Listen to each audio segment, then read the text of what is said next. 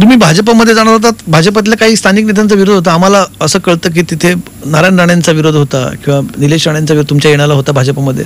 माझ्या माहितीप्रमाणे भाजपमध्ये येण्यासाठी माझ्या नावाला कोणाचाच विरोध नसेल असं मला वाटतं. तुम्ही जेव्हा राणे गेले तेव्हा थोडंसं हे करतो, मागे जातो, पण राणे गेले तेव्हा तुम्हाला वाटलं त्यांच्यासोबत जावं असं? अनेक कोकणातले कार्यकर्ते राणेंसोबत गेले. तुम्ही मगाशी म्हटलात की राणेंचा तिथे दरारा होता, दबदबा होता, तेव्हा तुम्हाला जावं असं वाटलं? त्यावेळेला मी जिल्हा प्रमुख होतो आणि शिवसेना प्रमुखांनी त्यावेळेला माझा मोठा विश्वास व्यक्त केला होता.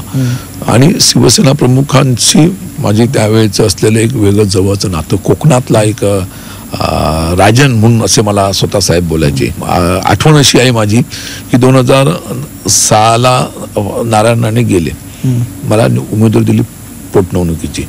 त्या निवडणुकीला मी सामोरं जायचं ठरलं आणि साहेबांचा मला फोन आला, राजन तू मुंबईला ये. गणपत कदम तिकडून उभे होते. मी मुंबईला गेलो, मातोश्रीवर गेलो आणि साहेबांना भेटलो, आशीर्वाद घेतलो आणि मी निघून मतदारसंघामध्ये आलो.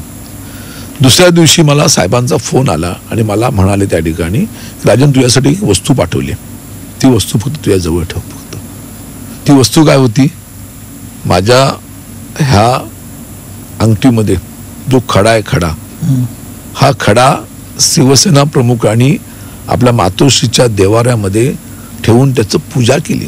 मला डोळ्यात पाणी माझ्या उभं राहिलं.